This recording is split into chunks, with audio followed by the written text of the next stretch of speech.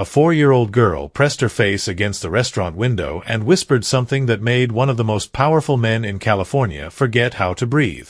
"Daddy, that woman looks just like Mommy." Across the street sat a thin, exhausted woman in torn clothes, her face bruised, her hands shaking as she held a paper cup. She looked like someone life had already finished with. But when the rich widower stepped closer and saw her eyes, his blood turned cold. Because she wasn't his late wife. She was someone his wife had been searching for, years before she died. And what he didn't know yet was this. Someone else was already looking for her. And they were willing to kill to get her back. If stories about love, family, and second chances mean something to you, take a moment to subscribe. There's a new story waiting for you every day. The Pacific was calm that afternoon, the Malibu shoreline glowing under soft sunlight. Inside a quiet beachfront restaurant, Carlo Ferretti sat across from his daughter, Gemma. To the world, Carlo was a wealthy CEO with homes across the country, luxury cars, and more money than he could ever spend. But inside, he was just a widower trying to survive the silence his wife had left behind. Bianca had been gone for 18 months. Cancer had taken her slowly, and when she left, she took the warmth out of their home with her. Gemma, only 4 years old, still asked about her mother every night. Sometimes she cried. Sometimes she stared at the stars and whispered messages. And sometimes, she saw her mother everywhere. That's why Carlo didn't react right away when Gemma spoke. "Daddy, look. She looks like Mommy." Carlo sighed gently, cutting her pancakes into smaller pieces. "Sweetheart, Mommy isn't here anymore. Remember what we talked about?" But Gemma didn't answer. She wasn't eating. She wasn't even blinking. Her small finger pressed against the window. Carlo followed her gaze. Across the street, near the edge of the sidewalk, a woman sat alone against a stone wall. She looked out of place in Malibu. Her sneakers were worn down to the sole.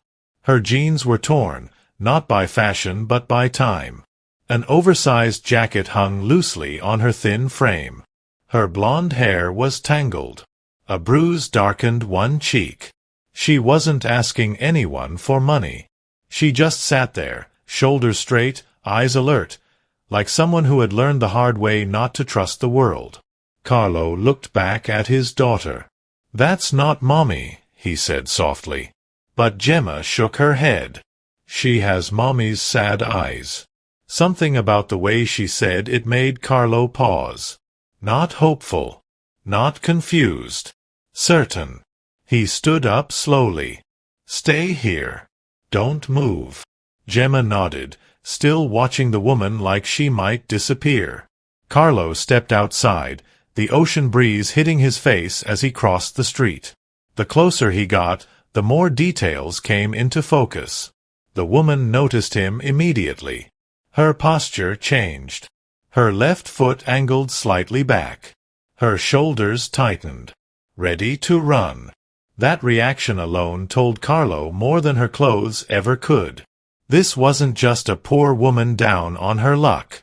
This was someone who had been hurt. Controlled. Maybe hunted. Then he saw the scar. It ran along her wrist, long and uneven. A defensive wound. The kind people get when they raise their arm to block a blade.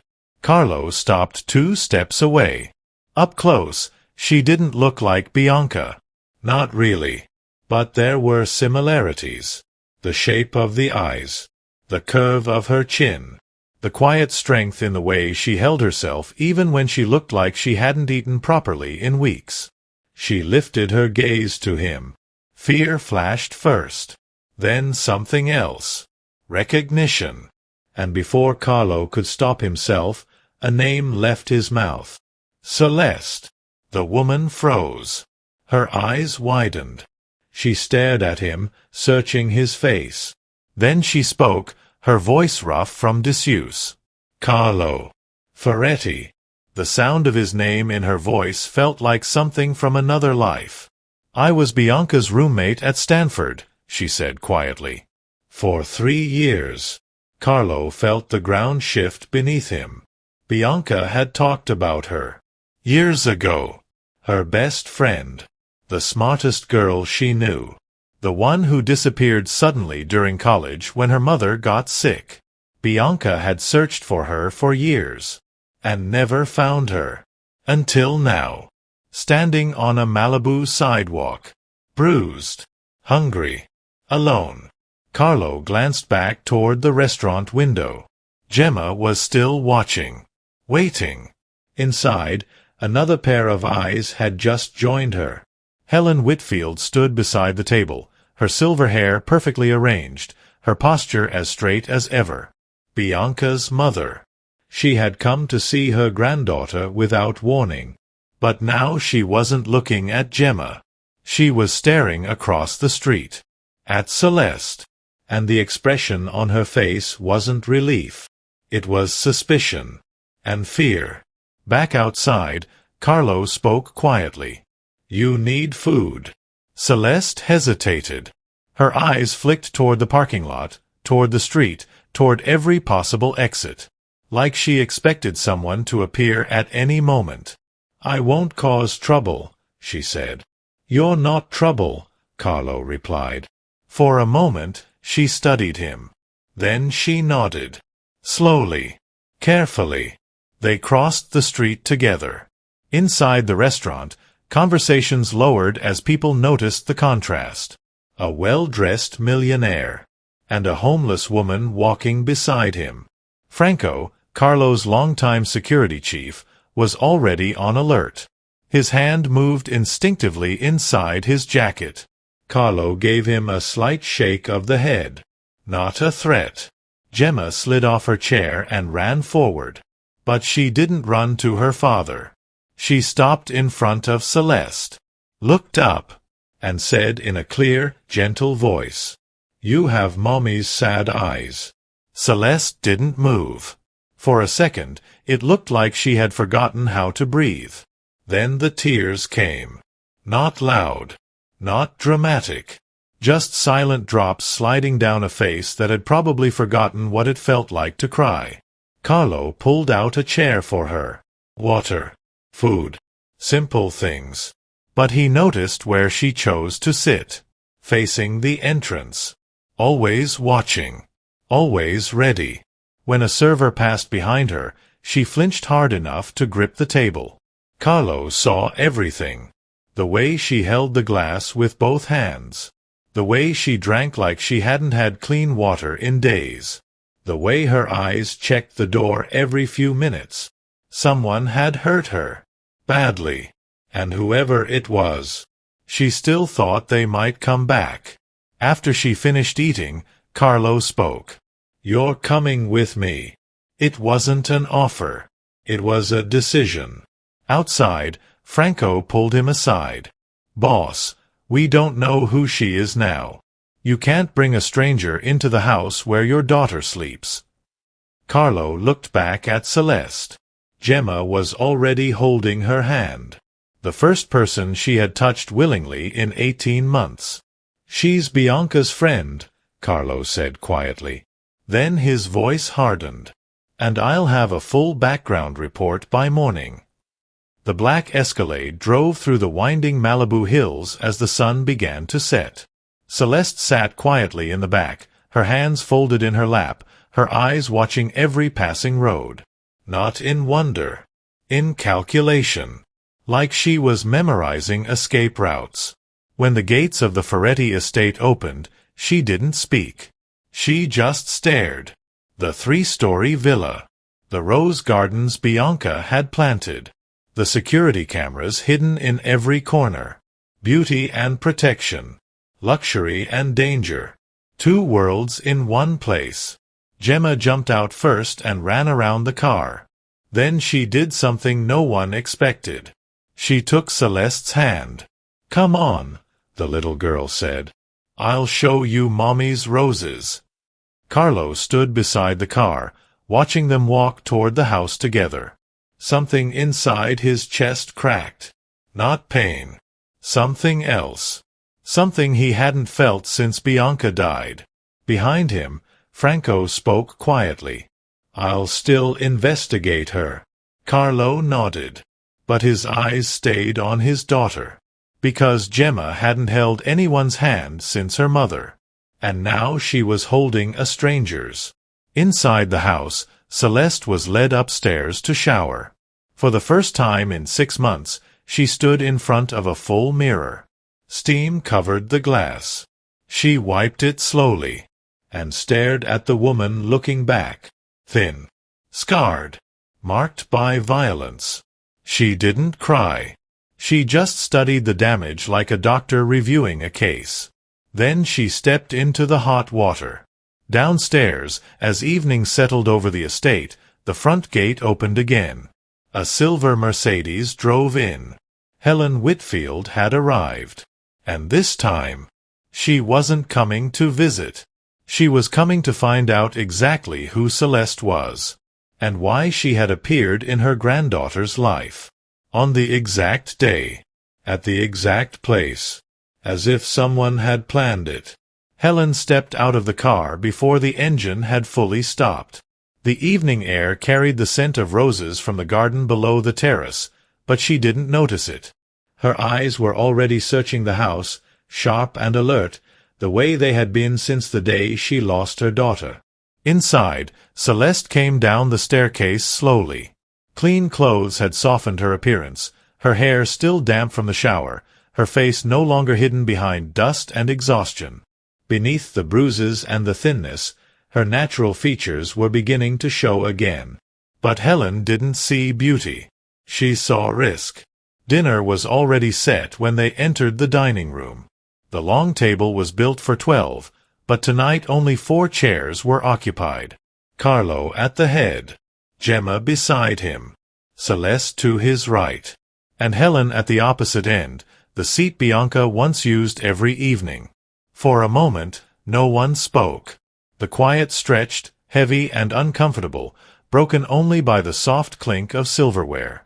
Then Helen placed her napkin neatly on her lap and looked directly at Celeste. Her voice was calm. Too calm. "When was the last time you spoke to Bianca?" Celeste didn't rush her answer. "I was 22, she said. "I had to leave school when my mother got sick. After that, everything became about hospitals and bills. I lost contact with everyone." Helen watched her without blinking. "Then how did you end up in Malibu? At the exact restaurant where Carlo brings Gemma every week?" The question hung in the air like a blade. Celeste held Helen's gaze. "I didn't know they came there," she said quietly. "I didn't even know Bianca had passed away until today." She paused, choosing her words carefully. "Bianca used to tell me Malibu was the most beautiful place she'd ever seen. She said if life ever felt too heavy, that was the place to go and breathe." Her fingers tightened slightly around her napkin. "I had nowhere left to go. So I went to the one place that still reminded me of the only friend I ever had." The room went silent. Even Helen's expression shifted for a moment. But the hardness returned quickly. "Do you know what Carlo does?" she asked. Celeste glanced briefly toward him. He sat quietly, watching, saying nothing. "I know he isn't just a businessman," she said honestly. "Bodyguards don't follow ordinary men." Helen studied her, looking for fear, hesitation, something dishonest. But there was none. Before she could continue, a small voice broke the tension. "Aunt Celeste." Gemma leaned forward, her eyes bright. "Was Mommy happy in college?" The question changed everything. Celeste's face softened in a way it hadn't all evening. "Yes," she said gently. "Your mom was very happy." Gemma smiled immediately. "What did she do?" Celeste let out a quiet breath, and something warmer entered her voice. She wasn't allowed to keep plants in the dorm. So she carried soil upstairs in her backpack and planted flowers on the window anyway.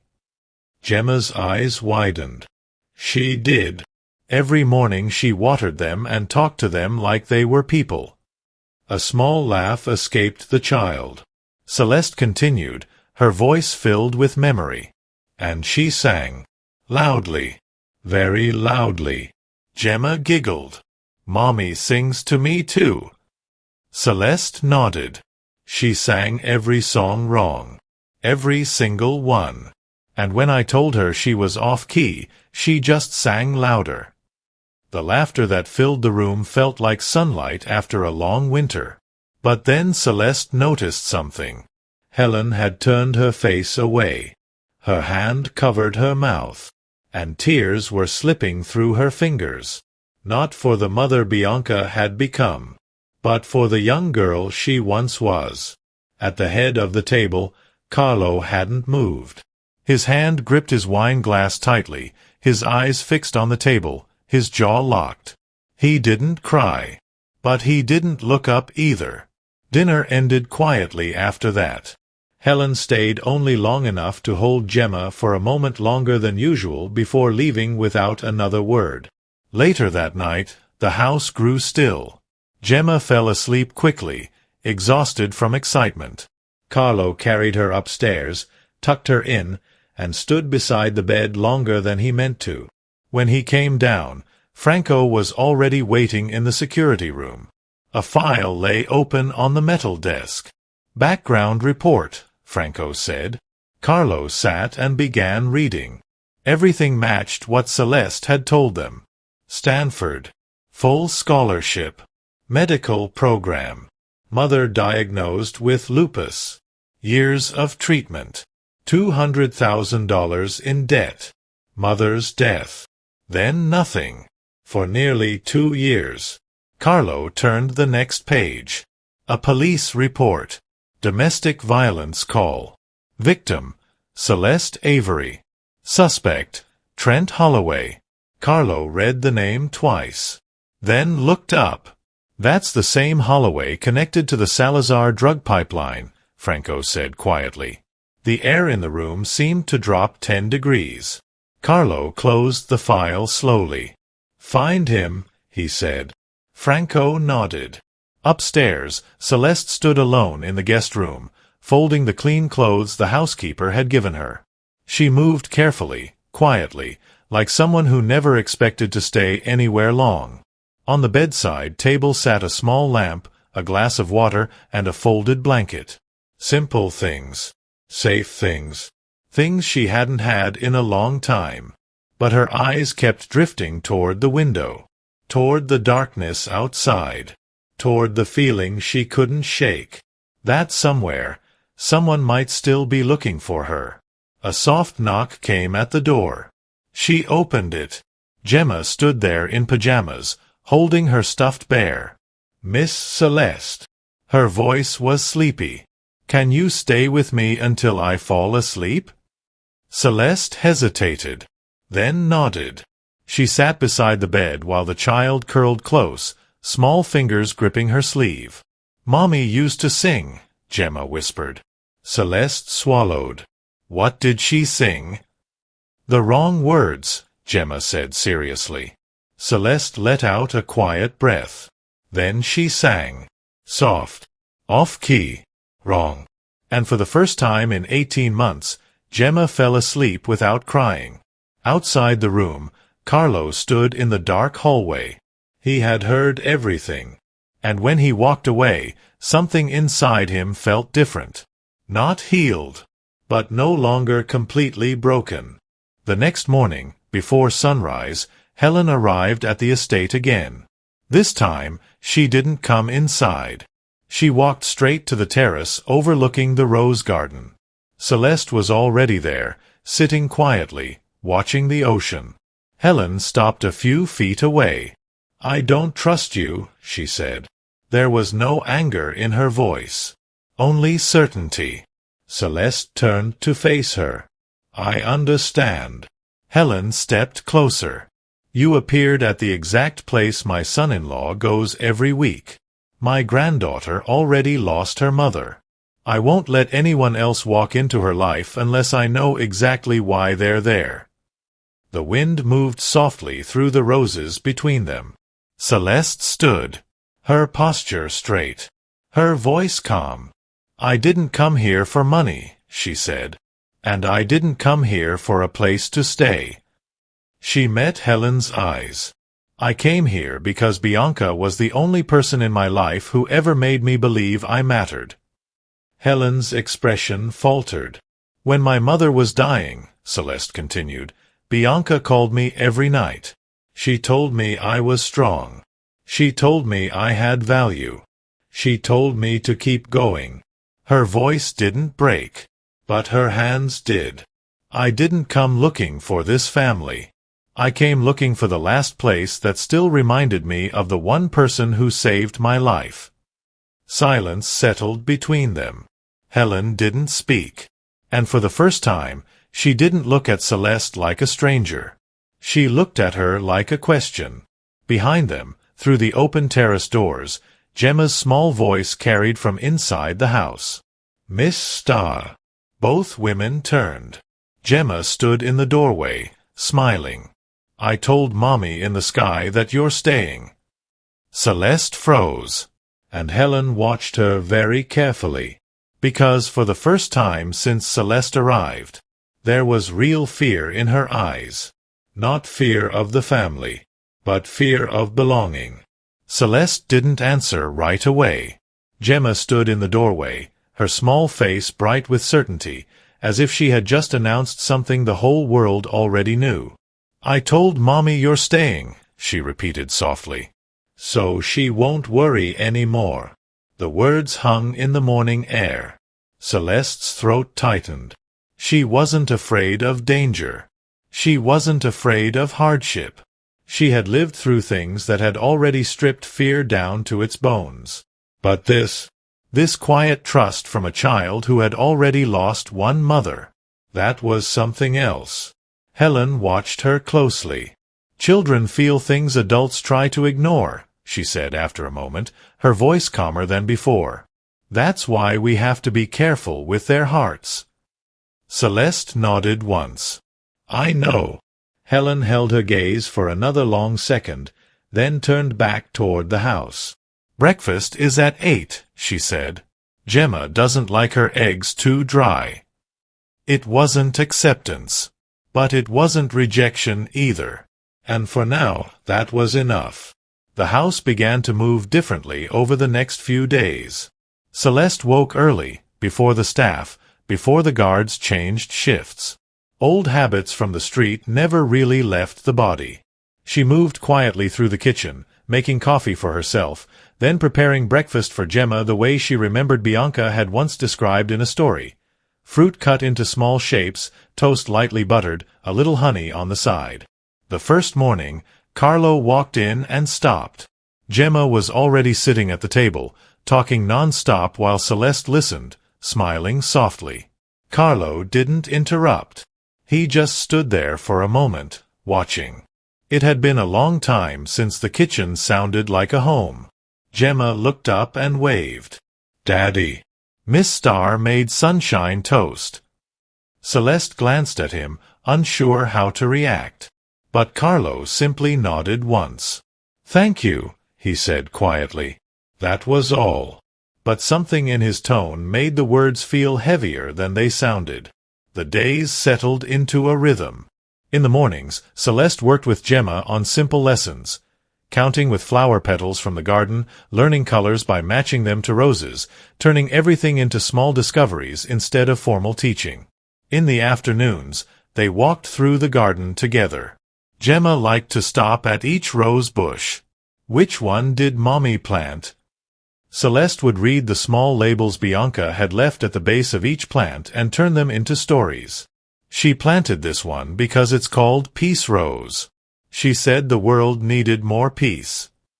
And this one? Gemma would ask. That one is called Double Delight. She said life should have double joy.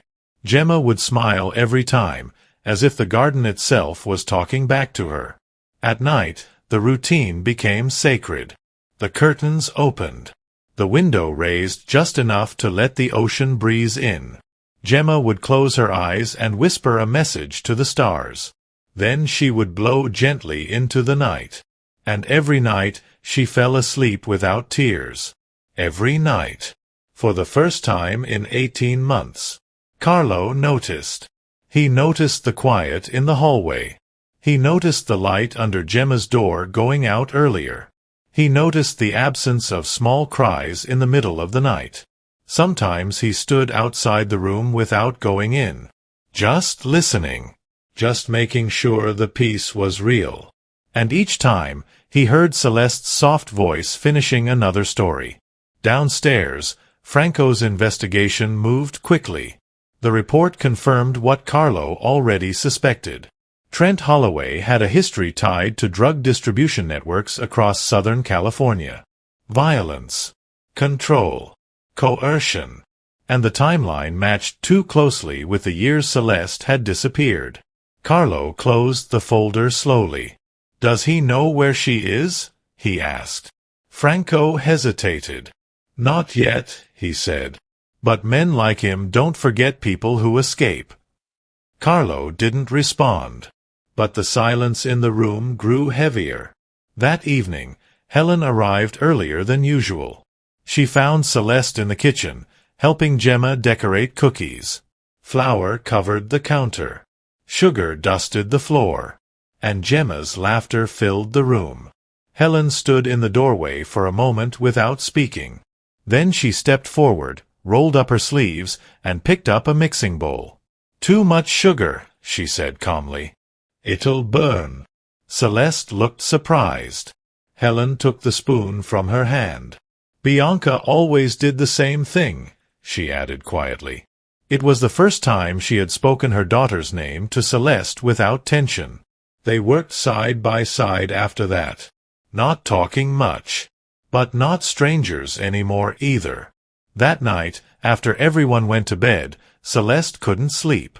The house was quiet, but her body didn't trust quiet. It never had. She walked downstairs barefoot and stepped outside into the garden. The air was cool, carrying the scent of roses and salt from the ocean. She sat on the stone bench near the peace rose. After a few minutes, she heard footsteps behind her. Carlo stopped a few feet away. "I didn't mean to wake you," she said softly. "You didn't," he replied. "I don't sleep much either." He sat on the bench, leaving space between them. For a while, neither spoke. They just looked at the sky. "Bianca believed every star was a promise," Carlo said finally. Celeste nodded. "She believed in beautiful things," she said, "even when life wasn't." The wind moved gently through the garden. After a moment, Carlo spoke again. "Franco confirmed who hurt you." Celeste's shoulders stiffened. "I didn't ask for details," he continued. "But I know enough." She didn't look at him.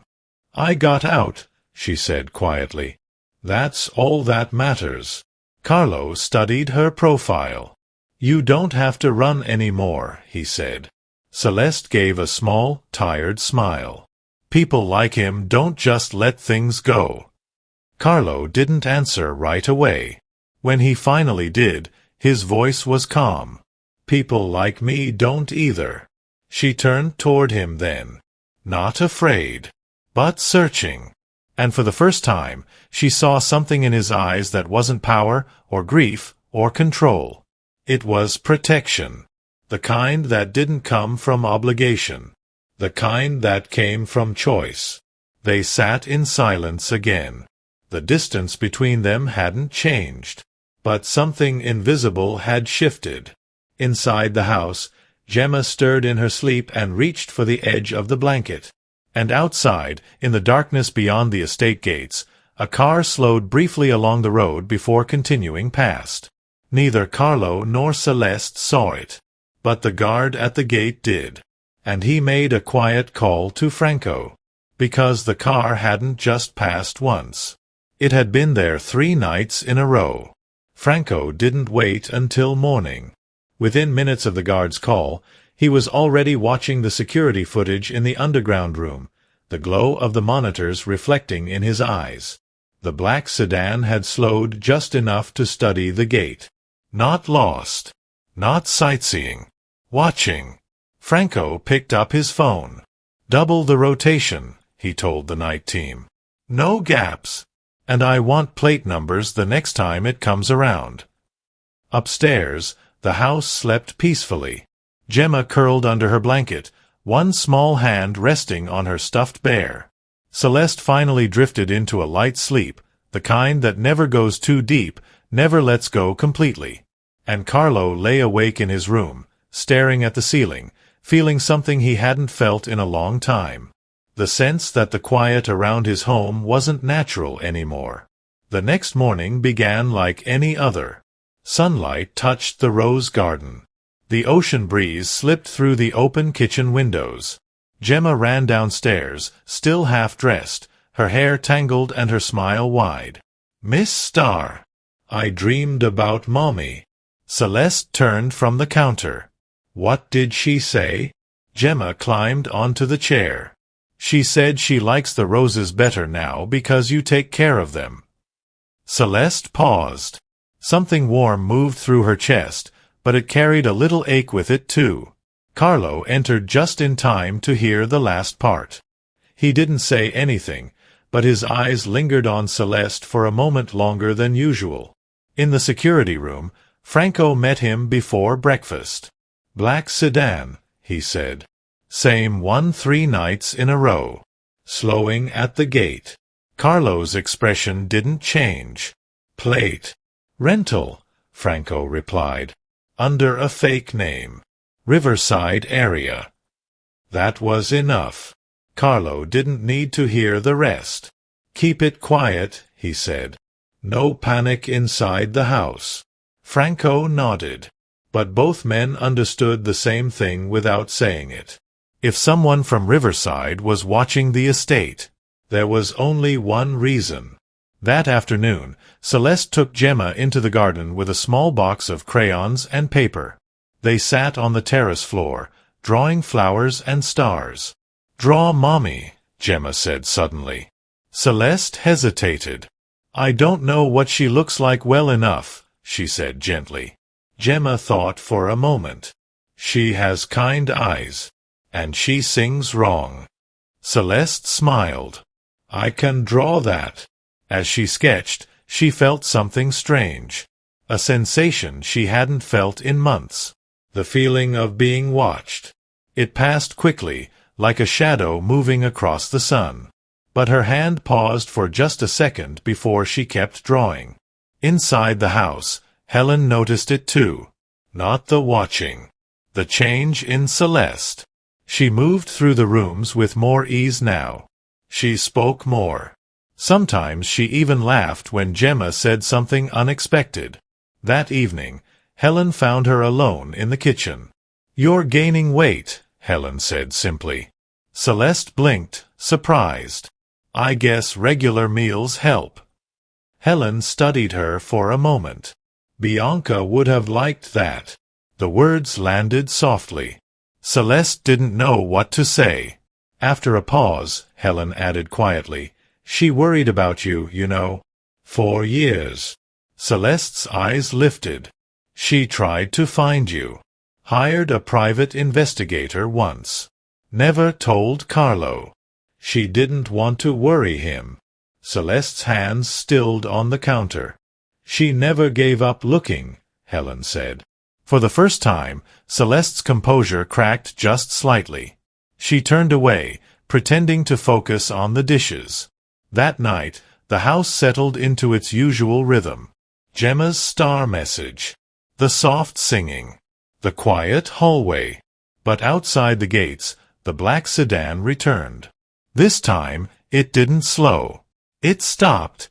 The guard approached carefully. The engine started before he reached the window. The car pulled away fast, tires grinding against the road. Franco watched the footage seconds later. And this time, the camera caught the driver's face for half a second. He froze the frame. Then he called Carlo immediately. Trent Holloway, Franco said. The name hung in the air like a storm about to break. Upstairs, Celeste was sitting at the edge of her bed when a soft knock came at her door. She opened it. Carlo stood there. His expression was calm. Too calm. "We need to talk," he said. She followed him downstairs to the study. The door closed quietly behind them. For a moment, neither spoke. Then Carlo turned the monitor toward her. The frozen image showed a man behind the wheel of a black sedan. Even blurred, even caught in motion. Celeste knew him instantly. The color drained from her face. "He found me," she whispered. Her knees weakened, and she reached for the back of a chair to steady herself. Carlo didn't move closer. He let her breathe. "He's been circling the house for 3 days," he said. Celeste's voice shook. "You don't understand him. He won't stop. He doesn't walk away from things that belong to him." The word belonged hung in the air like something dirty. Carlo's eyes darkened slightly. "You don't belong to anyone," he said quietly. Celeste shook her head. "He doesn't see it that way." Silence filled the room. Then she said the words she had been holding back since the moment she arrived. "I need to leave." Carlo didn't react immediately. "If I stay," she continued, her voice breaking now, "he'll come back. And next time he won't just watch. I won't put Gemma in danger." Carlo stepped closer then. Not threatening. Not emotional. Just steady. "You leaving won't make him stop," he said. "It will make you alone." Celeste's eyes filled. "I've been alone before." "Yes," Carlo said quietly. "And look what it did to you." The truth hit harder than any argument. She turned away, fighting the tears. "I won't be the reason something happens to her," she whispered. At that moment, small footsteps sounded in the hallway. Neither of them had realized the door wasn't fully closed. Gemma stood there in her pajamas, her hair messy from sleep. Her eyes moved from Carlo to Celeste. "Are you leaving?" she asked. Celeste froze. Gemma walked into the room slowly. Then she did something no one expected. She wrapped both arms around Celeste's waist and held on tightly. "You can't go," the little girl whispered. Celeste closed her eyes, her hands hovering for a second before finally resting gently on the child's back. "I don't want anything bad to happen to you," she said softly. Gemma shook her head. "Daddy keeps bad things away," she said with complete faith. "That's his job." Carlo stood there, watching them. Then he spoke quietly.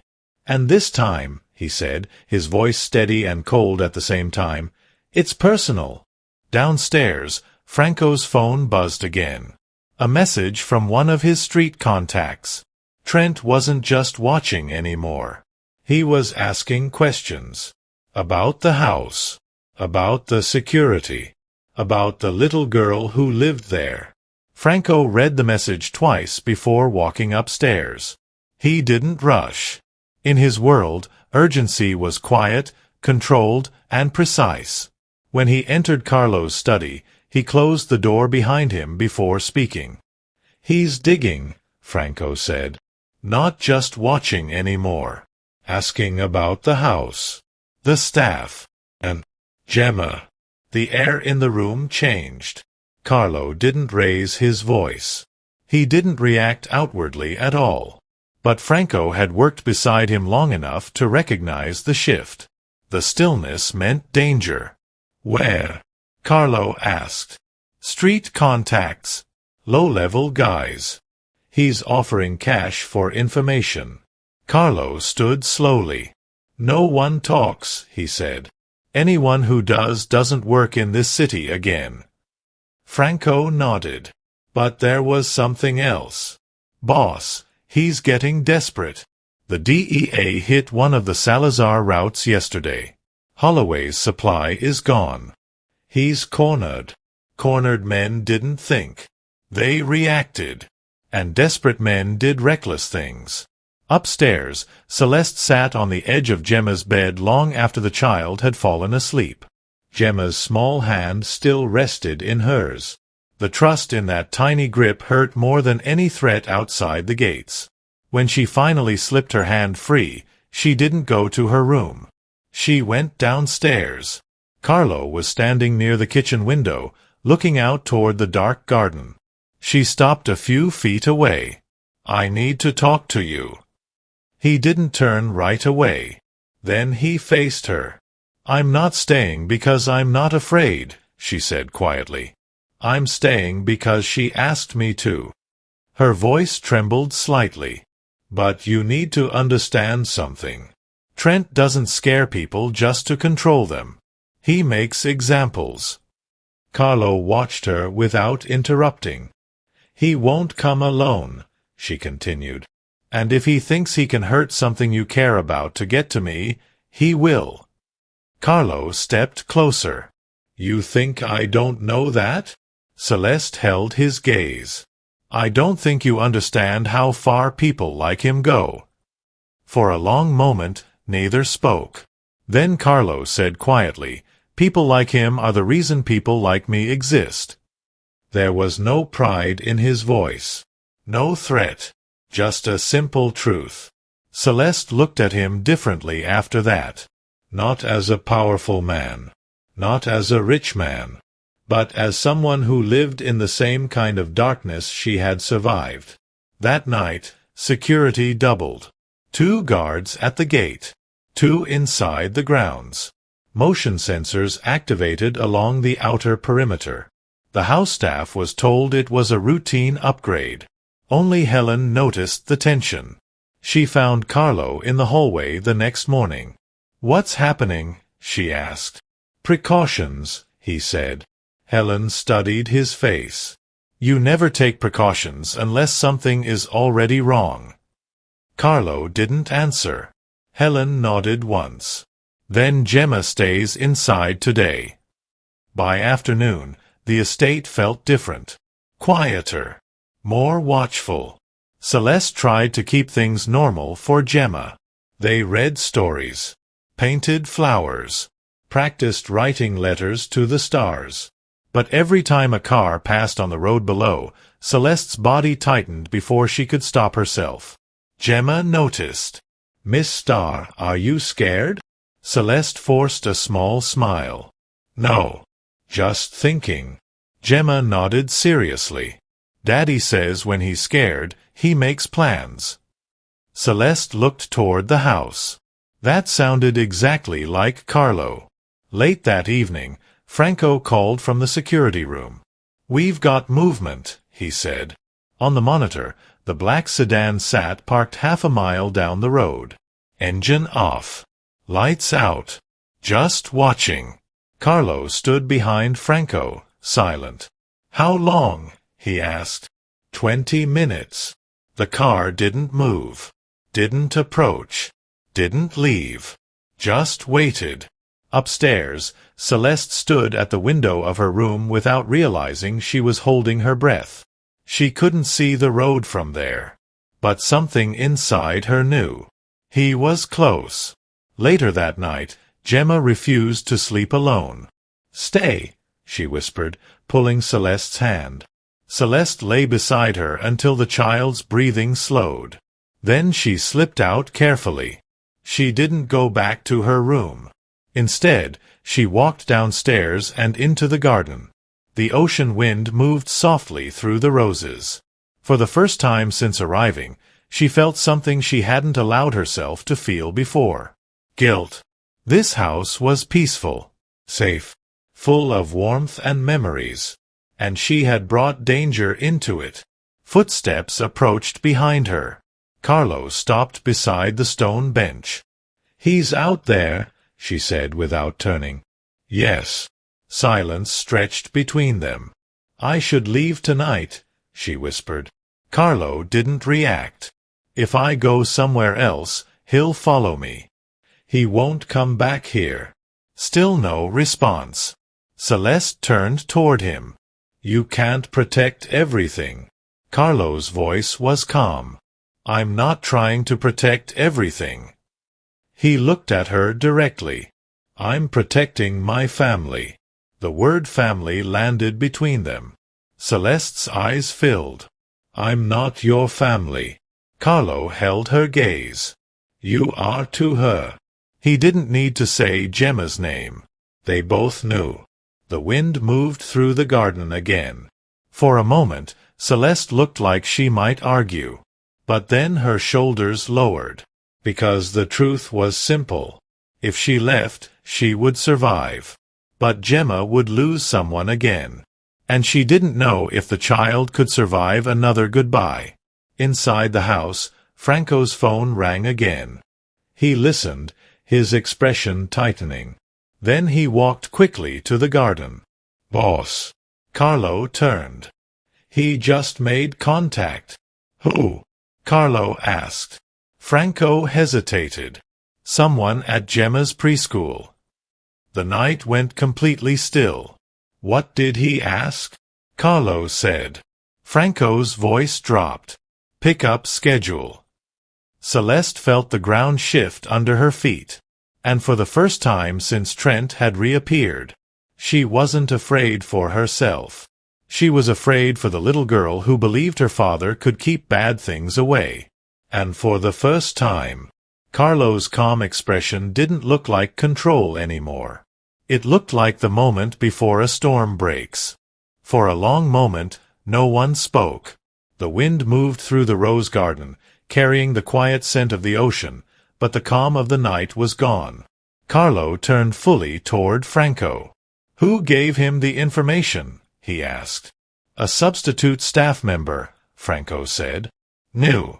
He called the school pretending to be a relative. Asked what time parents usually pick up.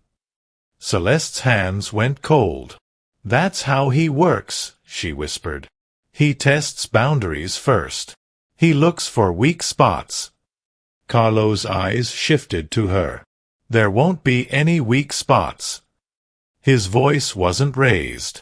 It was lower now. Harder. Franco already understood what that meant. I'll handle the school, he said. New security tomorrow. Only approved pickup. Photo confirmation. Armed escort if needed. Carlo nodded once. Effective immediately.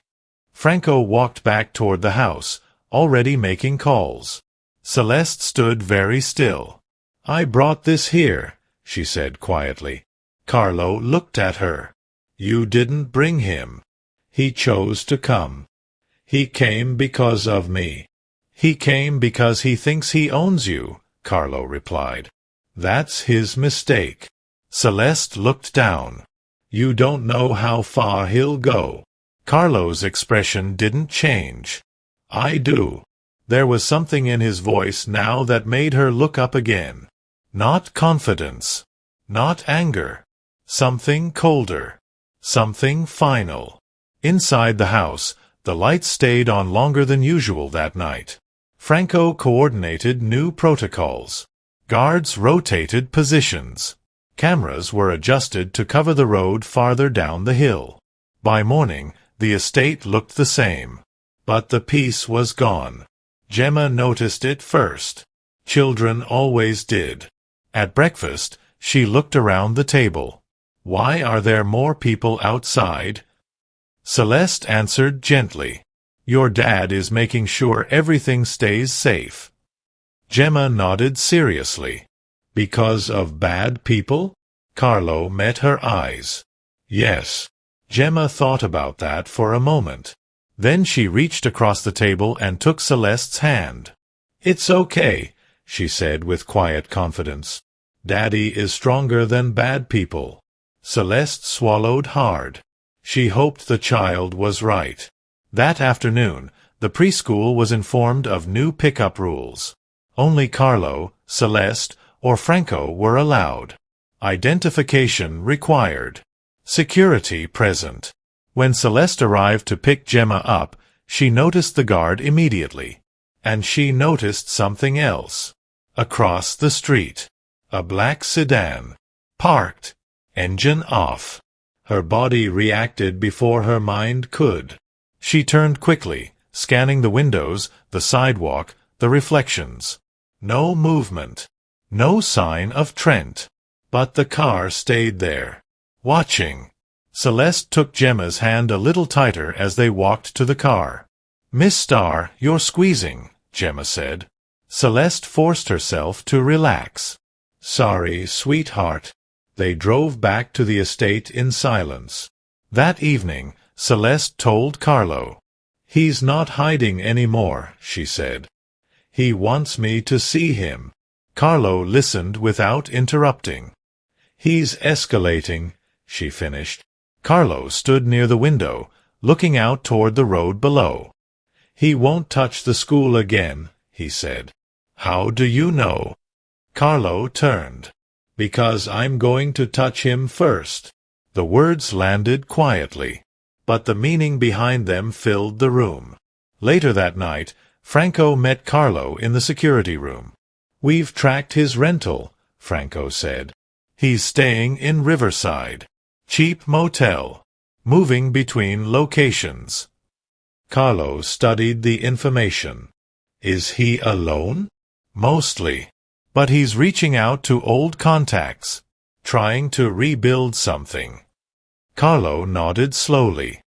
"He won't rebuild anything." Franco waited. "Give me 48 hours, Carlo said. Franco didn't ask what that meant. He already knew. Upstairs, Celeste couldn't sleep again. She walked into Gemma's room quietly. The child was already asleep, curled around her stuffed bear, breathing softly. Celeste sat beside the bed. For a long time, she just watched her. This little girl had everything she had never had growing up. Safety, stability, love. And somehow, Celeste had become part of that world. A poor woman from the streets, living inside a house worth more than anything she had ever imagined. And yet, the only thing that mattered wasn't the wealth. It was the way Gemma reached for her hand without thinking, the way she trusted her, the way she needed her. Celeste leaned down and kissed the child's forehead gently.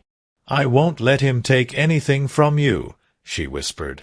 In the hallway, Carlo stood in the shadows.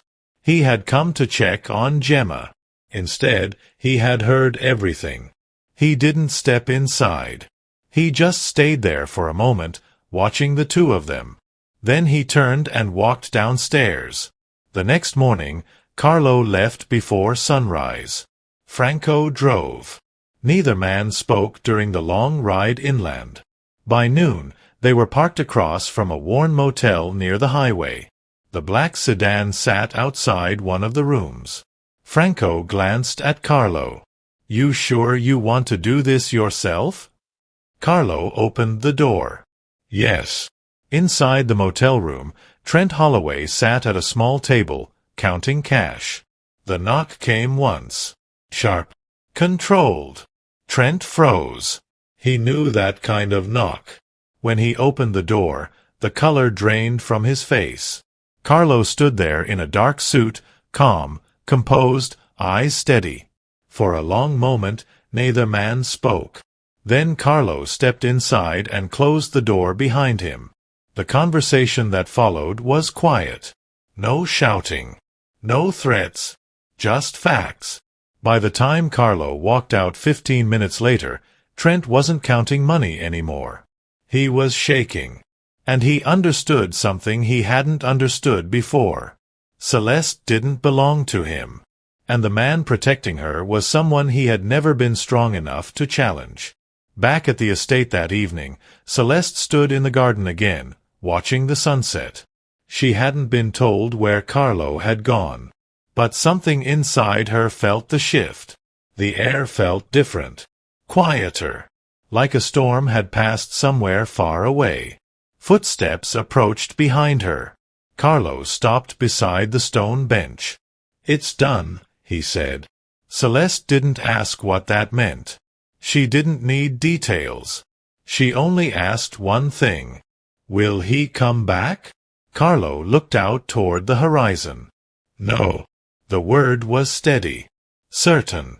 For the first time since Trent had reappeared, Celeste felt her shoulders loosen. The tension she had carried for years finally began to ease. They stood there in silence as the sun dropped lower. Then Gemma's voice called from the terrace. "Miss Starr, it's time to tell Mommy good night." Celeste turned, smiling softly. But as she walked back toward the house, Carlo's phone buzzed in his hand. He glanced at the screen. It was Franco. Only 3 words. "He's not gone." Carlo's expression didn't change. But the calm evening suddenly felt fragile again. Carlo didn't answer the message right away. He watched Celeste walk toward the house, her shoulders lighter than they had been in weeks, her steps slower now that the weight of constant fear had finally begun to lift. From the terrace, Gemma ran toward her, waving both hands. "Miss Starr, hurry. Mommy is already waiting." Celeste laughed softly and let the child pull her inside. For a moment, Carlo allowed himself to believe the danger had passed. Then his phone buzzed again. "Franco, call me." Carlo stepped away from the garden and answered. Franco's voice was tight. "He checked out of the motel 10 minutes after you left." Carlo's expression didn't change. "Where is he now?" "We lost the car outside San Bernardino." "But there's something else." A pause. "He emptied his bank account, sold the sedan, and he contacted 2 men tied to a small crew out of Riverside. Not dealers. Muscle." Carlo looked toward the house. Through the open doors, he could hear Gemma's small voice counting stars. "He's not running," Franco finished quietly. "He's planning something." Carlo ended the call without another word. Inside the living room, the curtains were open to the night sky. Gemma stood on the sofa, pointing upward. "That one is Mommy," she said proudly. Celeste stood beside her. "And what did you tell her tonight?" Gemma closed her eyes, whispering. "I told her Miss Starr isn't scared anymore." Celeste felt something tighten in her chest, because she wasn't scared the way she had been before. But fear had changed. It wasn't about her anymore. It was about this house, this child, this life she had somehow become part of. Behind them, Carlo stepped inside. He watched them for a long moment. Then he spoke gently. "Gemma, bedtime." The child hopped down, kissed the window, and ran toward the stairs. Celeste followed, her hand resting lightly on the small shoulder. Carlo stayed in the living room. His phone buzzed again. This time, a photo came through from Franco. Grainy. Taken from a distance. But clear enough. The image showed Trent standing near a convenience store.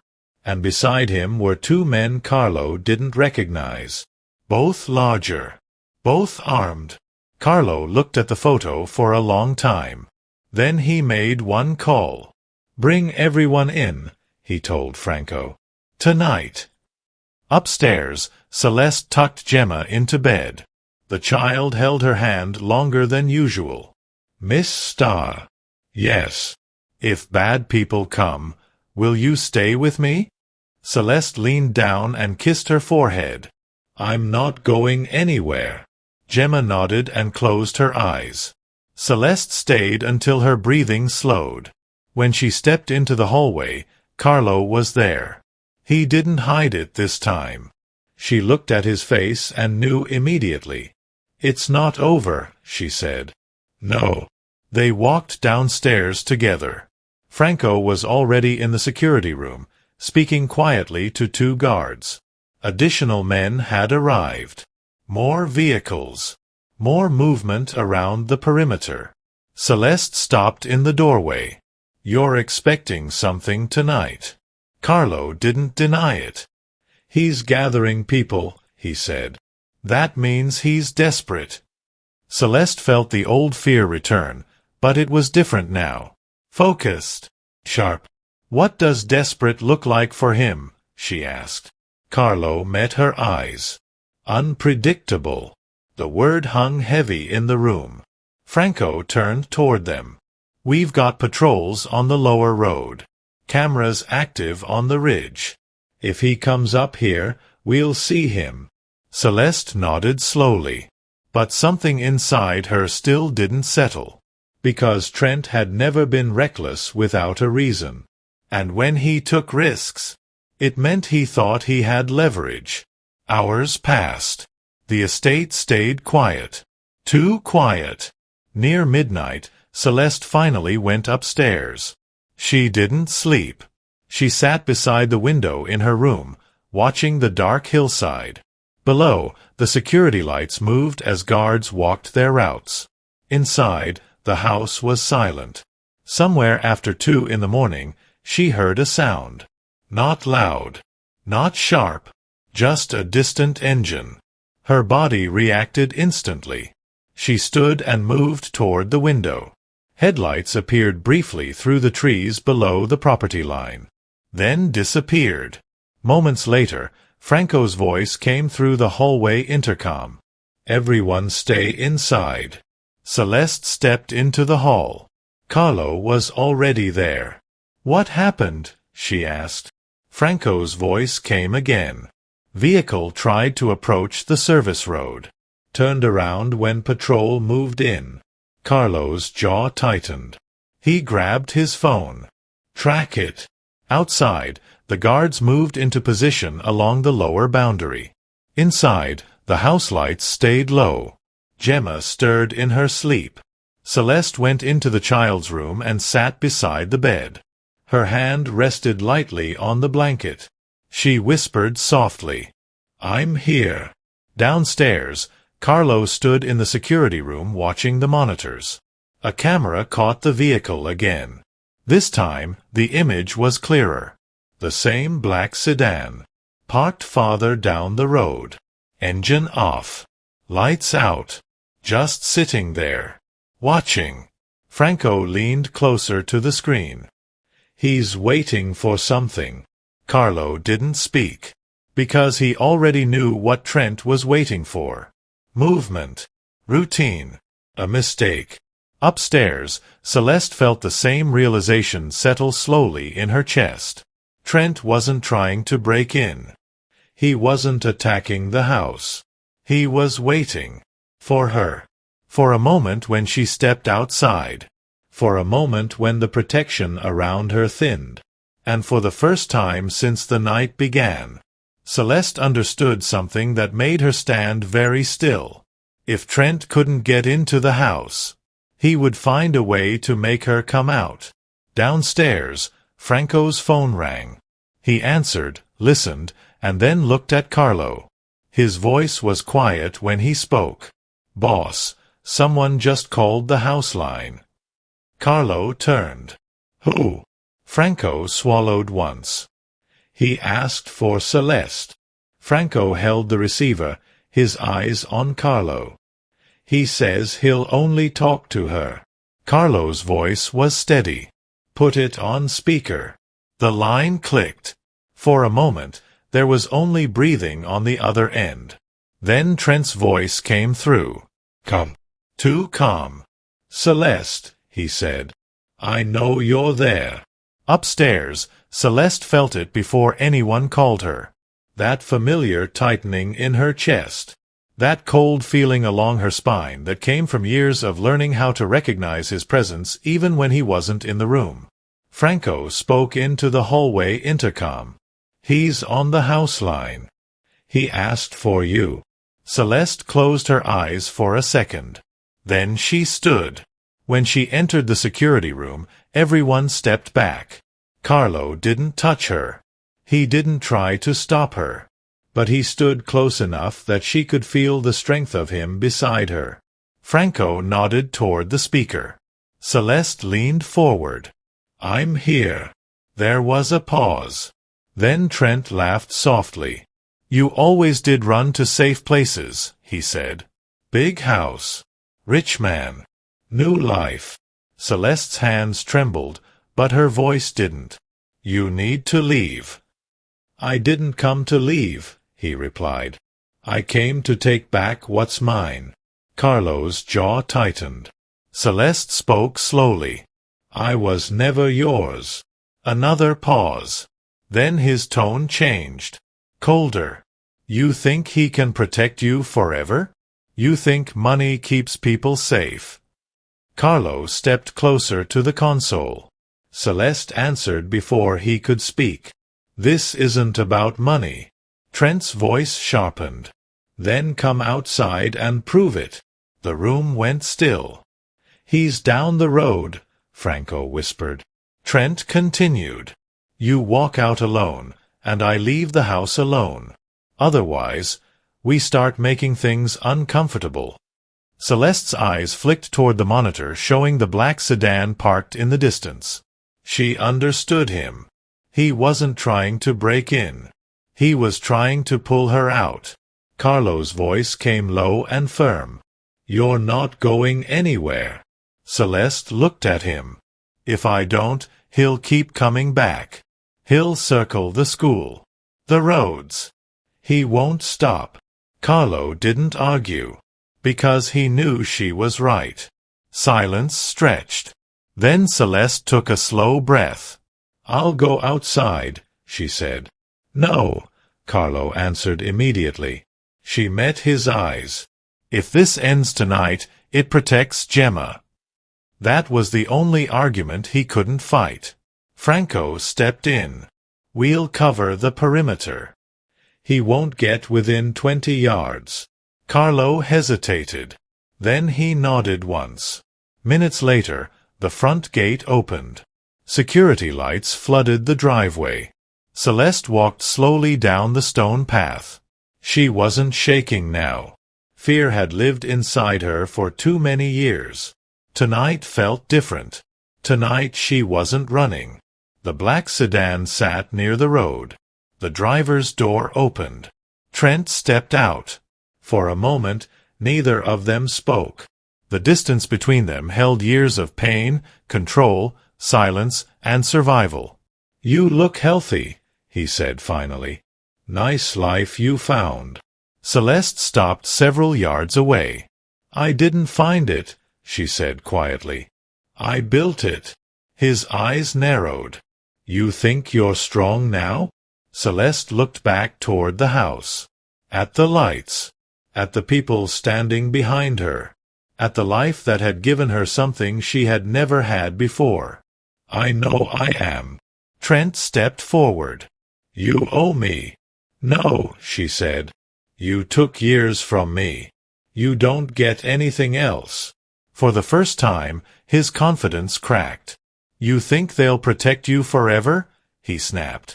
Celeste's voice stayed calm. "I don't need forever. I just need today." That was when Carlo stepped forward out of the shadows. He didn't rush. He didn't threaten.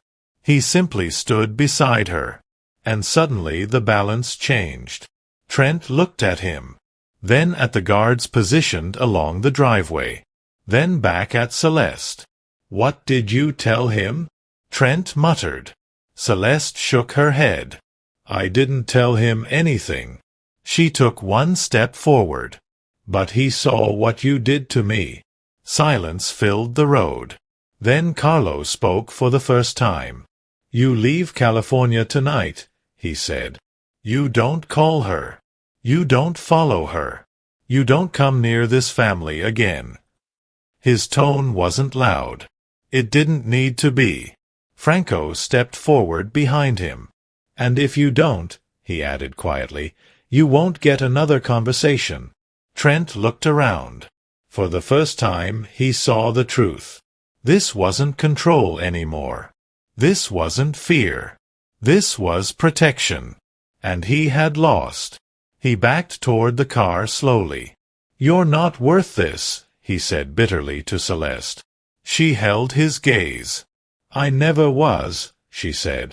The engine started. The black sedan turned. And this time, it didn't come back. The road fell quiet. The night air moved gently through the hills. Celeste stood there for a moment, breathing. Then her legs gave out. Carlo caught her before she hit the ground. She didn't cry right away. She just held on to him, gripping his jacket like someone who had finally reached shore after years in deep water. Then the tears came. Not from fear.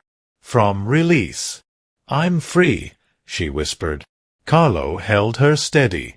"Yes," he said. Upstairs, Gemma stood at the window, watching the lights below. When Celeste came back inside, the child ran straight to her. "Did the bad man go away?" Celeste knelt and held her close. "Yes," she said softly. "He's gone." Gemma smiled. "I told Mommy to help."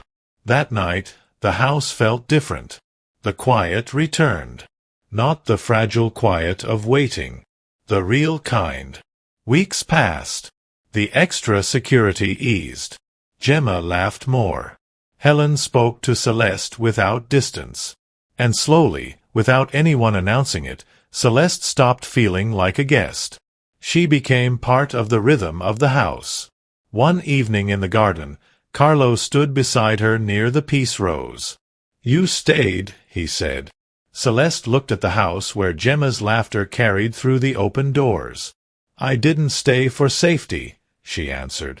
"I stayed because this is the first place that ever felt like home." Carlo was quiet for a moment. Then he said something he hadn't said to anyone since Bianca. "Thank you for bringing life back into this house." Celeste looked at him. And in that moment, wealth didn't matter. The mansion didn't matter. The cars, the security, the power, none of it mattered. Because what had saved this family wasn't money. It was love. It was kindness. It was a poor woman with nothing left, who chose to stay when a child needed her.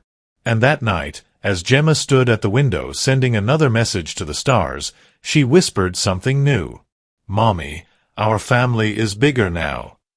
The wind moved gently through the roses. And for the first time in a long time, the house felt whole again. Because in the end, it wasn't wealth that protected them. It was the courage to love. It was the choice to stand for someone. And it was the quiet truth that the strongest families aren't built by blood or money. They're built by the people who refuse to walk away. If this story touched your heart, please subscribe and tell us in the comments which part of the world you're watching from.